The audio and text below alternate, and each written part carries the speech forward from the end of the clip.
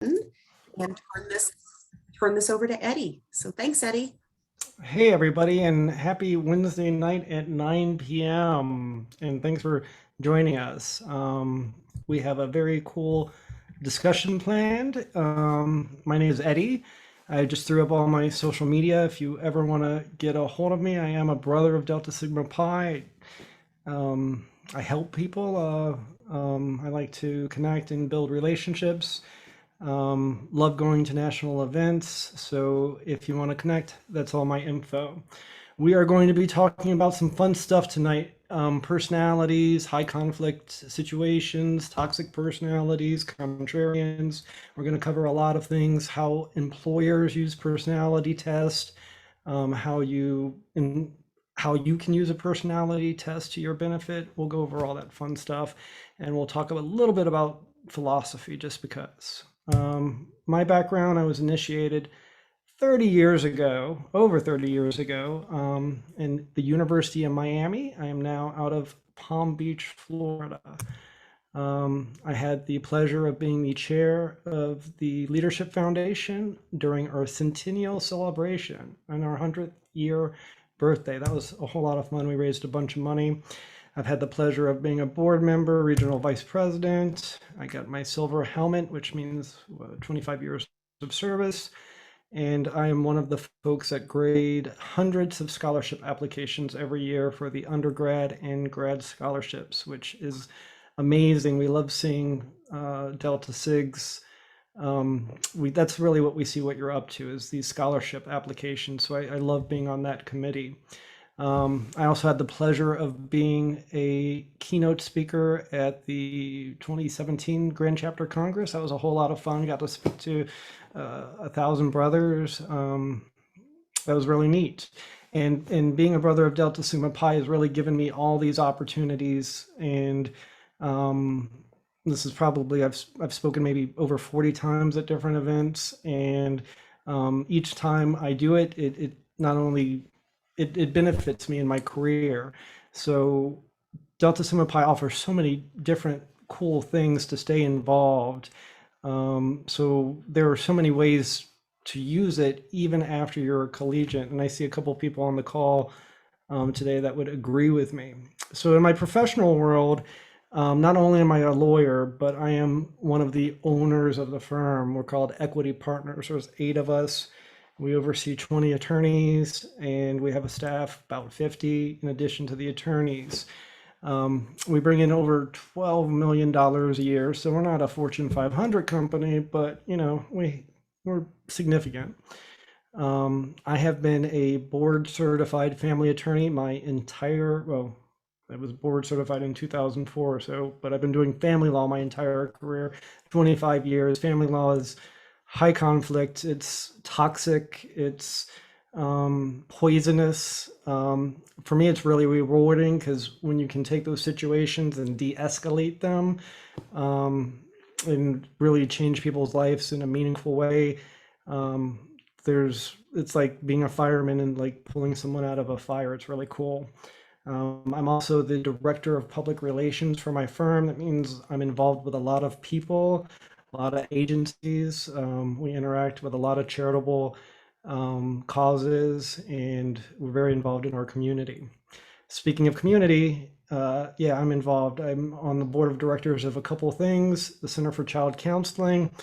That is a great organization. We have a $5 million a year budget where we give counseling to kids going through traumatic events that would not otherwise afford it. For example, if you're taken out of foster care, we go out there and assess the situation and figure out what services the child needs and make sure that child gets those services and follows up.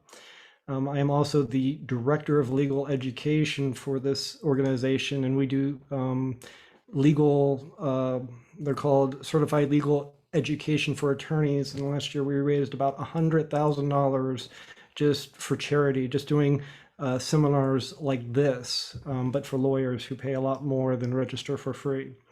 There's something called Leadership Palm Beach County, which is like an umbrella organization for all leadership and charitable organizations in Palm Beach County. I currently serve on the board of directors. I ran their youth leadership program for 11th graders where they take the 50 best and smartest students in Palm Beach County and we put them through a leadership program. And I've also enjoyed being a Boy Scout leader for 15 years. I have 2 boys of my own. They're now college aged. I also sit on a charitable arts advisory board for Kelsey Cares, and I have a love of the arts. So not only am I a litigator and a dad, but pretty busy in the community. I'm 50. I know you would never guess that, right? I'm this young-looking dude, but no, I have some experience. My wife, who is a whole lot more pretty and fun to talk to and charismatic. Her name is Jackie. I get to say she's my wife and my brother. We have one of those relationships, real special. My 2 boys, there they are. One looks very much like me. I just started something new, jujitsu, because I like to do crazy, uncomfortable things because I have this philosophy that if you take yourself outside your comfort zone, you're going to be comfortable with a whole lot more stuff. So this is me. My coach is actually got this sly little look on his face as he's choking me out. This was a fun photo shoot we had to do for a magazine, and I'm actually being choked out in this picture. There's a series of pictures until I turn purple. And if you've never been choked out, extremely humbling experience. I recommend it for everybody. I love to cook outdoors. I have 4 dogs, 2 chickens, and 2 sulcata tortoises. What is that, you ask? They're big turtles. So these are the ones on the left are the parents, and these are my little babies. So we care for a bunch of stuff, and that's my life. So I have work, I have my duties to my community, and my duties to my family. So I have this interesting perspective. In my law firm, personality testing is something we employ. Everyone who has a job with us, including the attorneys, get a personality test. We also do we do intelligence testing. We apply the Wonderlic test. It's the same test they do for NFL players. But personality tests we use them to gain insight into who people are and really what motivates them. From my perspective as an employer, understanding the personality of a potential hire can shed light on their work style, on how they might fit into my company's culture. I don't think we're the only company that requires this kind of testing. And we find it super helpful in evaluating potential new hires. There are many different approaches to doing this, right? Maybe you've heard of the DISC personality test. This is the one I am familiar with because this is the one my firm uses. DISC is used to understand the candidate's behavior within the working environment. And each letter in the DISC acronym stands for one of the 4 classifications. We'll get into that in a second. This is really important because it teaches employer a candidate's whether a candidate's behavior aligns with our values. The results of the test will indicate which behavior type best applies to the candidates and which how they compare to your company values. If you're looking for a successful candidate, planning ahead in terms of how you manage new hire will be simpler if you have the results of a personality test like DISC. Once you understand more about your candidate's behavior type, among other factors such as their skills, you can then begin to think about management styles going forward and how you are going to manage that hire. Whether the candidate needs more guidance or structure in the approach in their work, or for example, if they work better independently. These are all things that a DISC profile will teach you. Here's a diagram of it. So as you can see, we have an acronym DISC, and that is each represents a separate behavioral style. So in the upper left corner, we have the D, which is for dominance. And before I was tested, I thought I was going to be a dominant personality. A person, but I wasn't. I'll tell you which one I was, which was a surprise to me. Someone who is a D personality under the DISC profile is someone that has an emphasis on accomplishing results, seeing the big picture. They are confident, blunt, outspoken, demanding. Kind of sounds like me. The Ds make up 9% of the global population, so it's kind of a rare profile. They are highly competitive, aggressive, decisive, results oriented. They like to move fast, they take risks, and they get things done now. D styles like to be in charge, control, and they have power. They use a little I because it's copyright. And if you want to take this profile, you can learn so much about yourself, and we'll talk about why it would be advantageous for you to take this. But if you go online, you could, I think my company pays about $30 a test, but we do a lot of them. I think you could probably get it done for somewhere between 50, $75 if you're interested. We'll talk about why you would want to do that in a moment. Going back to I styles, they are creative problem solvers who think outside the box. They are great at encouraging others, at motivating them to take action. They keep environments positive because of their enthusiasm, their optimism, their cheerful sense of humor. They will go out of their way to keep things light, avoid and negotiate conflict, and keep the peace. The type I personality is likely not good with detail. They are more concerned with tangible results of the organization. They may not be the best listeners. They may give the impression that they are listening when really they're just waiting to speak. In some cases, gestures and facial expressions are overused. I'm an I, not just an I, but I'm a heavily weighted I. And that was kind of a surprise for me because I thought I would be a take charge kind of guy. And instead, I am an influencer.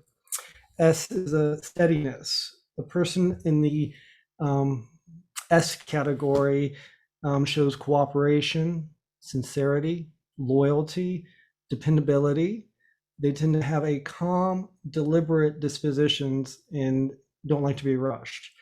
The S personality type is the most common DISC style at a global level. It makes up 32% of the population. Oops. C, almost done here. Conscientiousness. A person with a C quadrant places emphasis on quality and accuracy, expertise and competency. They enjoy their independence, demand the details, and they usually fear being wrong. C personality styles are accurate, they're precise, they're detail oriented, they're conscientious, just like the title says. They are perfectionists. They have high standards for detail, high standards for themselves, high standards for others.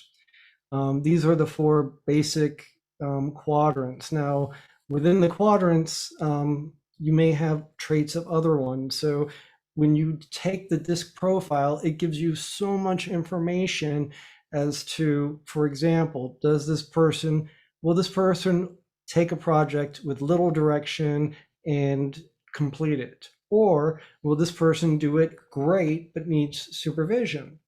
In my line of work, I guess you could call it crisis management, because we're not just doing divorces. Typically, the cases we're involved with deal with unusually high conflict. My billable rate is one of the highest in the county, so people don't hire me unless they have some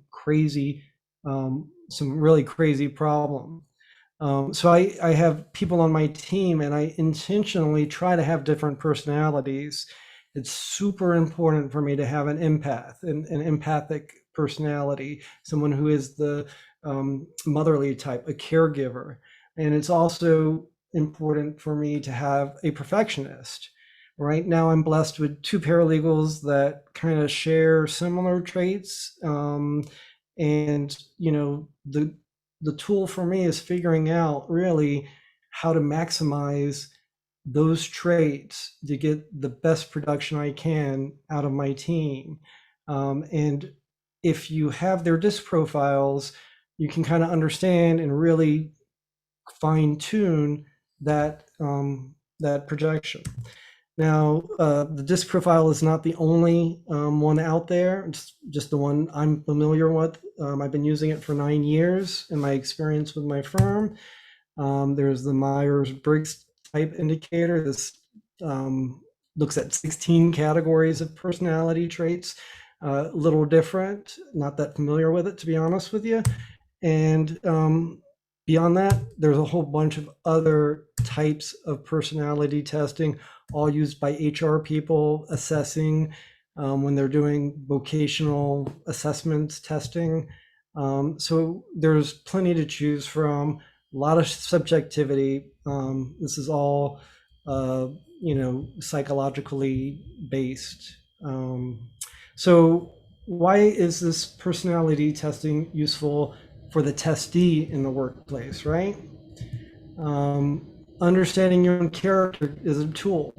You can kind of figure out your own career path.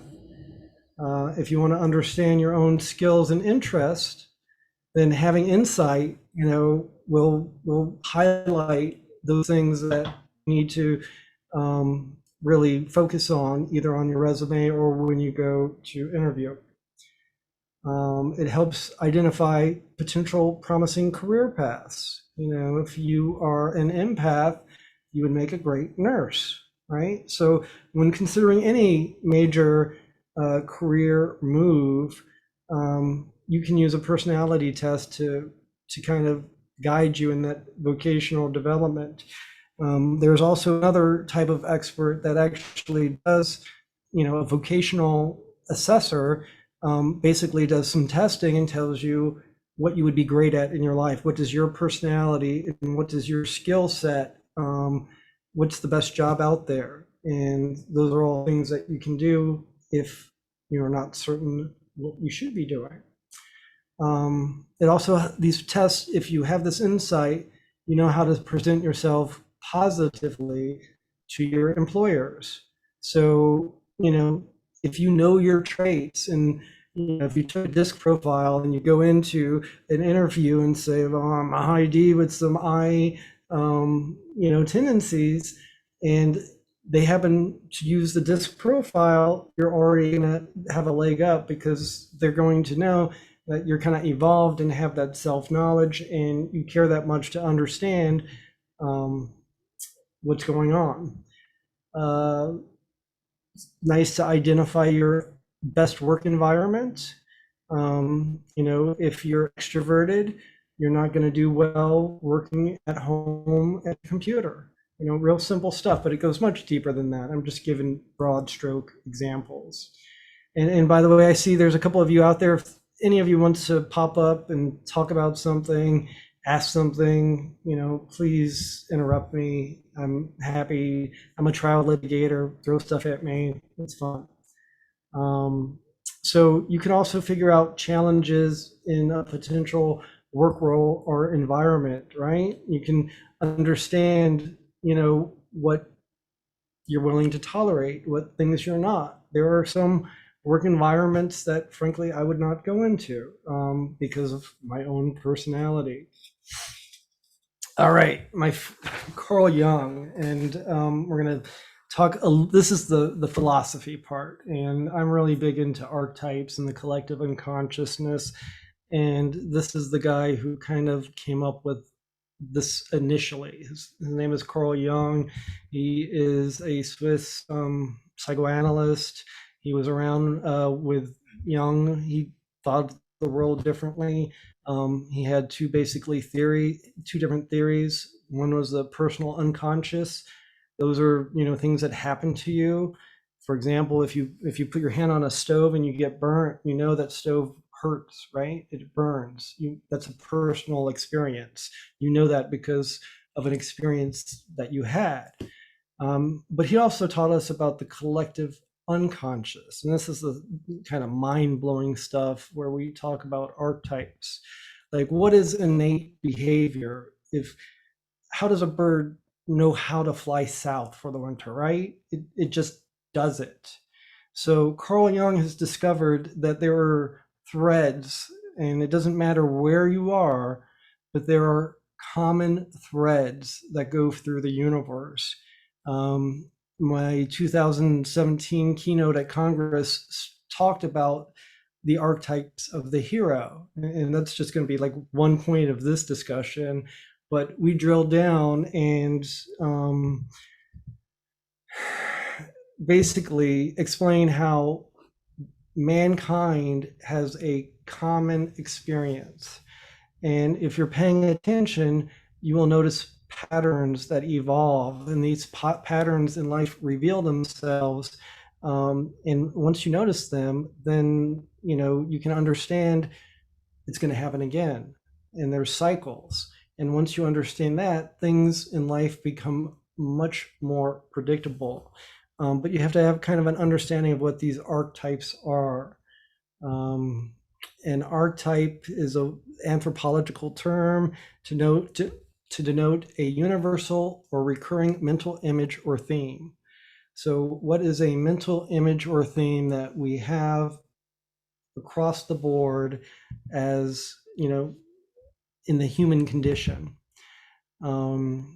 So for personality archetypes, we have 12 of them under what Carl Jung came up with. And this is now deviating from modern personality types to going back, over a century and discussing how these archetypes initially came up. We're going to talk about each one, go through them real quick. And, I want you to be thinking about things that you see in maybe yourself, maybe other people's around you, because it's kind of interesting. We all kind of fit into one of these roles. And of course, that's general statement. There's always exceptions, and some of these merge, but they're archetypes for a reason. All right, let's get into some of the details. First, we have the innocent, right? He is an optimist who can only see the good in people and in life in general. The innocent enjoys simple things. They're pure at heart. They are free of corruption. The innocent archetype craves happiness at all time. They embody sincerity. They are always truthful. They're one of the most sympathetic characters. They inspire people to be good and pure in every way.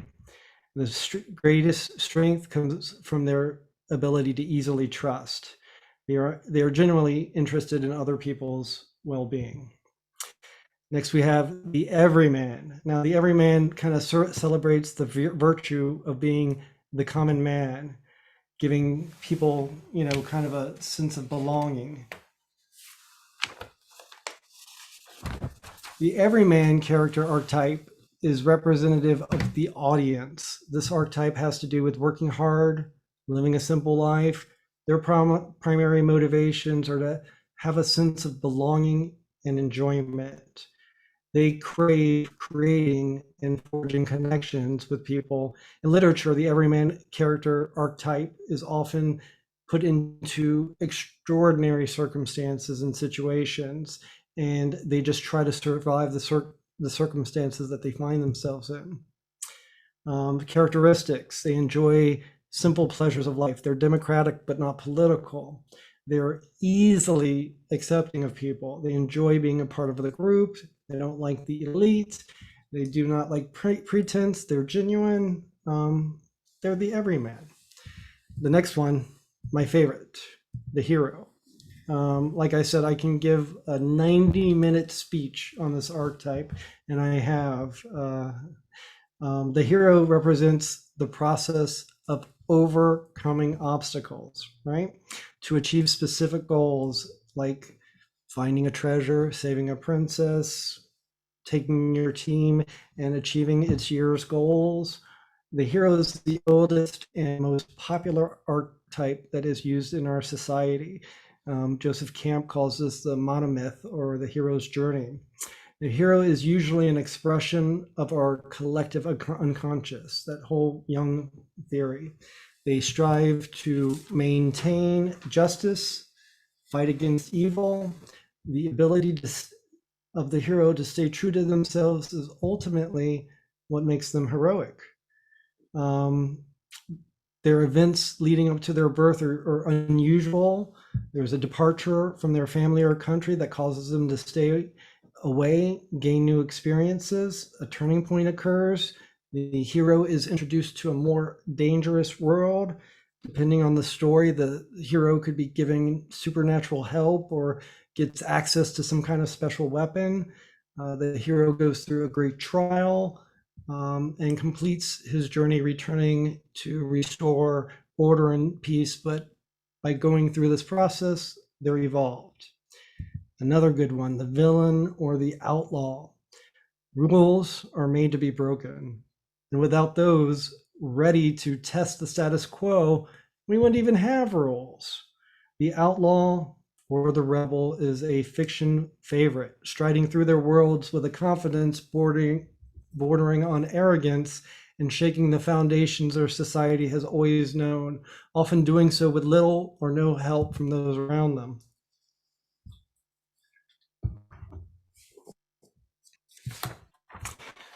The outlaw speaks to the base of the human desire to break free of rules and constraints of regular life. They are known as the revolutionaries, misfits. The outlaw is the archetype for the revolution. Independent and radical, the outlaw employs outrageous, disruptive, shocking habits to shake those they interact with out of complacency. Though the outlaw can be a strong advocate for change, the methods they often employ to get the attention of their oppressive can be dangerous or misguided. They can also be dogmatic about their own perspective and outcast those who do not fit their definition of good. They often alienate their friends, those who would otherwise support them. Our next personality type, the explorer. The explorer speaks to the need of freedom, adventure, independence. The explorer archetype is a soul type that is on a journey. They like to experience new things, stay off the grid. They represent probably 9 to 10% of the population. They do not depend on others for self-awareness. They do not like to be caged, and they are extremely independent people. I love that Bill Shatner. And if you don't know what that last slide is, you're missing Romancing the Stone. You got to check that movie out. Explorers are inquisitive. They're methodical in performing their objectives. They are resourceful. They're cultured. They appeal to the youthfulness and are usually ahead of their time. They strive to live a fulfilling and authentic life. They are aware of current trends and are eager to try them. They value freedom and don't like conflict. Our next personality type, the artist or the creator. And this is our creative personality. If you love art in all its forms, artist is a very sensory being. They enjoy experiencing the world around them through sight, sound, touch, feel, taste, and at the very core is connected to the earth, the universe, and their spiritual side. They see beauty in the smallest things and enjoy abstract concepts and ideas. Our next personality type is the ruler. The ruler seeks to stop chaos basically by taking control. It is out of the ruler is one of the most recognizable archetypes, but also one of the most easily corruptible. Leading is the most defining trait, but they like to volunteer, take charge of situations. They are usually the fairest and just people in a group, and they have a constant need to wield power. They are usually politically pretty savvy and well connected. Some characteristics: natural born leader, high status, prestige, conscious of their image, charismatic. They choose their words carefully. They're cautious of their actions. They have multiple skill sets. They have a system of policies and decisions. Their relationships and roles are defined and stable. Next one of my favorites, the magician. The magician is an archetype associated with mystery, alchemy, transformation. A magician archetype, they are thinkers, creators of sacred space, and usually visionaries. Yes, I think Darth Vader is a visionary. The magician archetype is defined as the carrier of secret knowledge. They have strong beliefs in their abilities and dreams. Magicians find solutions to problems with science or supernatural means, depending on the story. It is commonly found in fantasy, fiction arts, and films called healers, shamans, medicine men, the magician. In contrast, the lover. The lover is the archetype of emotion, feeling, idealism. It represents play, sensual pleasure. They like to live in a moment. They're appreciative of their physical environment. They try to be more attractive physically and emotionally. They crave intimacy. They enjoy being in relationships with people. The lover archetype is known as a friend, spouse, team builder, partner, sensationalist. The lover. The caregiver, super important. Like I said, I need a caregiver around me to assist me in what I do because people are going through trauma, and I need someone that can help absorb some of that poison, I guess. But the caregiver is an archetype that is fulfilled by taking care of others. They're moved by compassion to help others. They're known, other words would be saint, parent, helper. This is the most selfless archetype because they just desire to protect, help, and care for others. They offer sustenance to vulnerable. Their values are generosity, self-sacrifice, empathy, selflessness. They see the good in most and respond with reassurance. They try to please everyone they come across.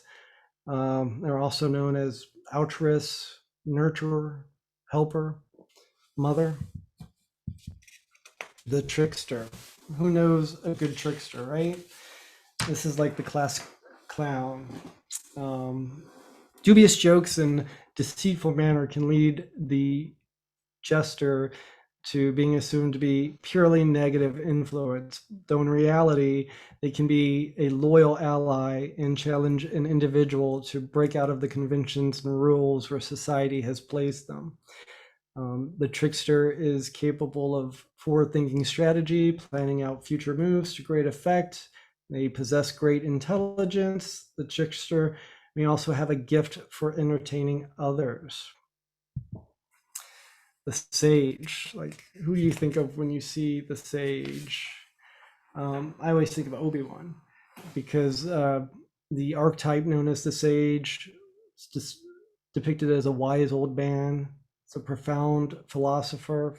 I know no one better than Obi-Wan Kenobi. A sage archetype search is for the truth, no matter how uncomfortable that truth is. They see the world objectively, and they are always analyzing details. They are dedicated to spreading the truth, and their word choice is always well thought. They are custodians of wisdom, and their goals are inward. They do a lot of self-reflection based on the truths and facts that they discover. They are great advisors. They see patterns where others do not. And they are also known as scholars, mentors, experts, teacher, guru, philosopher would be another name. So something real interesting in Carl Jung's work, this is just kind of a fun side note. He kind of was the first scientist to document that a person who suppresses their sexuality, and whether you're a guy or gal, we have masculine, feminine traits running through us in some level.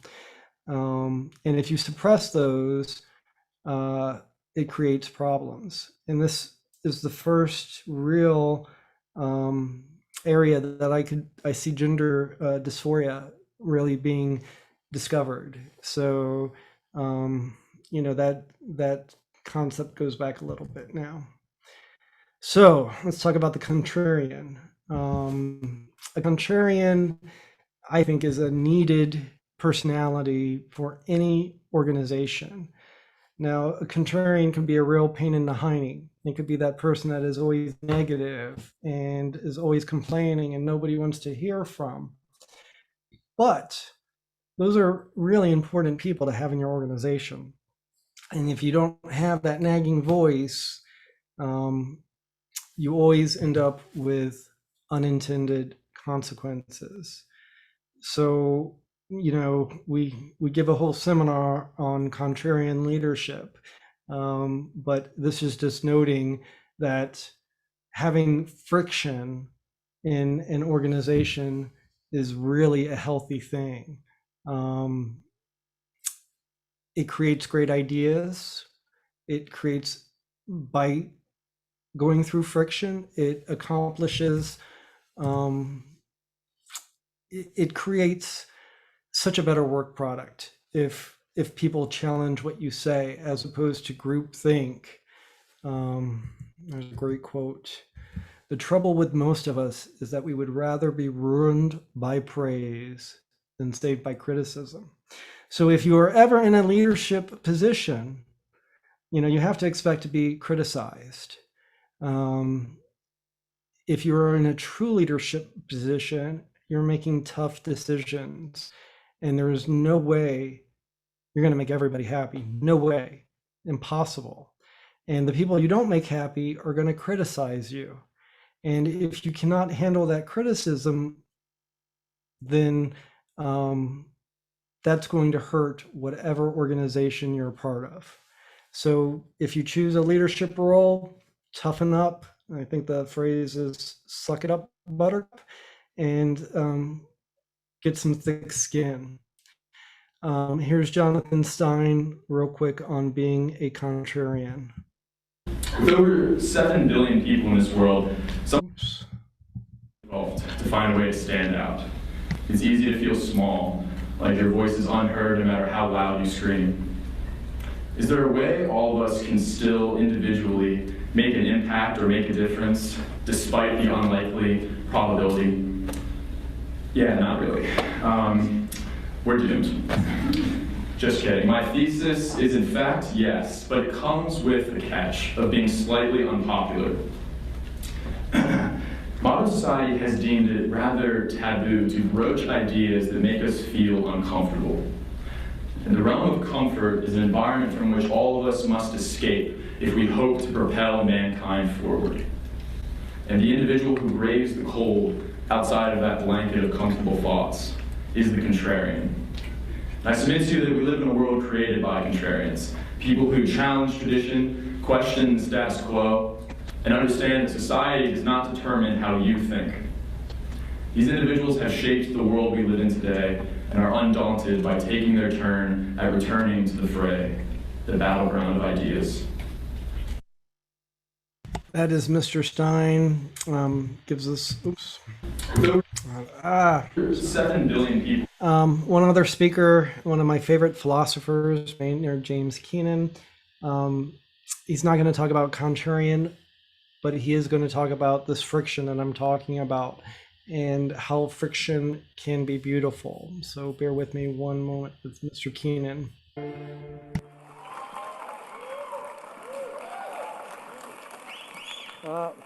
Most people spend their entire lives trying to avoid friction. Somewhere along the way, I found it in myself a desire a calling to embrace friction, tension, transitions, changes, and to work with them. You don't really need a mathematician or a psychic to understand that life is change. Life is friction. For some people, that's kind of a daunting realization that gravity is going to win. Gravity doesn't cut anybody any slack. Or you can just choose to work with gravity, kind of work towards those changes, kind of work and embrace that idea of the friction and work toward a solution, a life-affirming resolution. For me, that's kind of what life is. Life is working towards those resolutions. It's working with the tension and the friction, because that's where art is. That's where the art occurs. And the purest art, the best forms of art, are those ones that actually capture that moment, that edge. And that's kind of what we have in Arizona across the board. Nice edges everywhere. A good example of that friction and tension, cello. You take wood, you bend it into impossible shapes, curves, angles, a place it doesn't want to be, not breaking, just on the edge. And then you string it, not to the point of breaking, just on the edge. And then you take that bow and you place it across those strings. And there it is, the release, the art. Sonic joy, sonic sadness, sonic anger, all within that release. And what's really appealing to me is that people who actually can capture those moments, capture those frictions, those changes, that's very inspiring to me, and that's why I do what I do. So I think that's pretty inspirational when you look at friction like that, and I think that cello is a really good metaphor to demonstrate how that friction can produce art. So don't quell the friction. Don't run away from it. Sorry. All right. When you go too far, and there is, let's talk about toxic personalities for a quick moment. There is a book called the DSM-5. Now, let me just start by saying I am not a mental health professional, but I play one on TV. And as an attorney dealing with high conflict divorces, I deal with a lot of psychologists, and there is this book called the DSM-5 that talks about all the mental disorders or mental traits out there. And there is a psychopathy, sorry, I have a speech impediment, a psychopathy that is described as antisocial personality disorder, ASPD. ASPD could be anything, it's a spectrum, from narcissism, and there's 5 types of narcissism, to being a psychopath or a sociopath, right? And you hear about these things on TV and you think that you will never encounter one, but 3% of the male population are psychopaths, 2.7% females. So that's like 3 in 100. So if you know 100 people, you know 2 or 3 psychopaths. I wrote an interesting article with a psychologist about psychopaths in family law, and we called the article 1 in 17. And we did the math and the statistics. Basically, the thesis of the article was 1 in 17 divorce cases involves at least one psychopath. If you do the math. So the article was about how to deal with psychopaths in a divorce. But toxic people show up in everywhere. You could be in a relationship with a toxic person. You could be working with a toxic person. A toxic person could be in your organization. So how do you deal with that if it exists? And it's a very complicated question. Part of my practice is doing domestic violence injunctions, and that's to protect people civilly if they're in fear of being a victim of domestic violence or repeat violence or stalking or cyber stalking. And there's some really crazy people out there, and these people hurt other people physically, financially, emotionally, and once they're in your life, it's very hard to extricate them. So we're going to talk about one method that this is usually advice I give to my clients who are in high conflict situations. And, may I first pray that none of you have a toxic person in your life.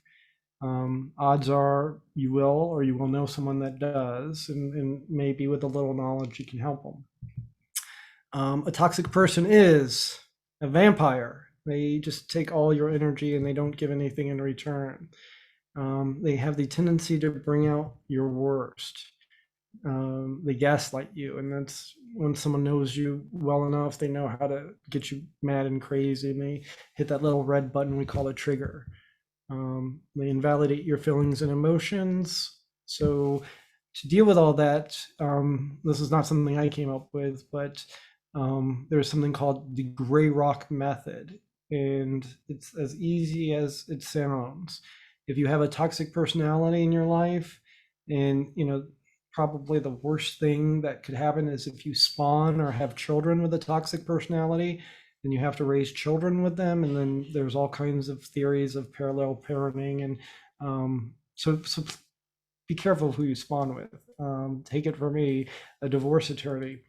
But you want to become a gray rock, literally. You want to become as interesting as a gray rock. What does that mean? Well, it's a strategy of dealing with abusive, manipulative people, and it just means becoming unresponsive. A toxic person would want a reaction from you. They would want you to react to their gaslighting. So one way to gray rock, just avoid the person if you can. Cut them out of your life. That's the best way. Sometimes, like I said, if you are in family, you have kids, you may not be able to cut that person out of your life. If you have to have interactions, keep them brief, keep them vanilla, provide no personal information whatsoever. If you can, just stick to short one-word answers. Do not ever show them emotion, because they are trying to invoke emotions. So if they see emotion from you, that little Pavlovian response of pleasure goes off because they achieved their goal. So you want to be as unemotional as possible. That way, if someone is, basically trying to get a response from you, the thought is eventually they will stop. The more you engage with a toxic personality, usually the worse it gets. So in my little perch on this world comes from dealing with over 1,000, pairs of couples that have gone through this process.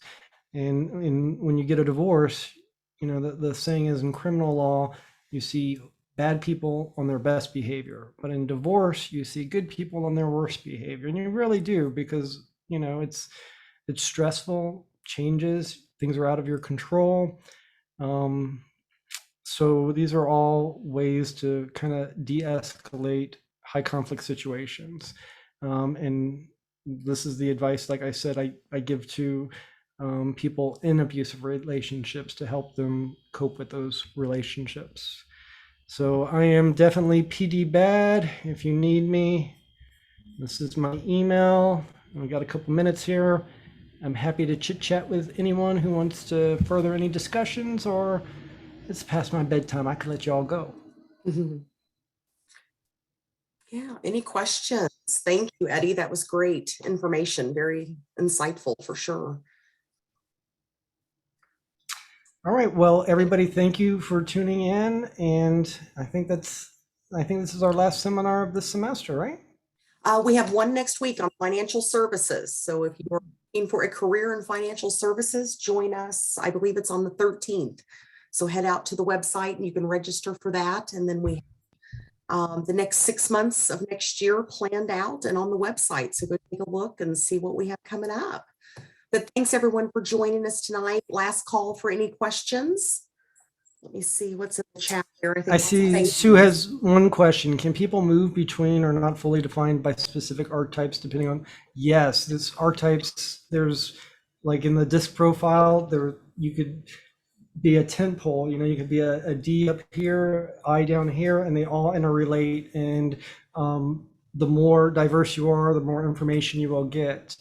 As for the Jungian archetypes, those are just his examples, and you probably could see a little bit in different archetypes and people you know, or yourself if you're really trying to be self-aware. I think that's all the questions in the comments. Perfect. Well, thanks everybody for joining us tonight. Again, thank you, Eddie. Wonderful info. Good to see you. And hopefully we'll get to see everybody again very soon. Have a great night. Be good all.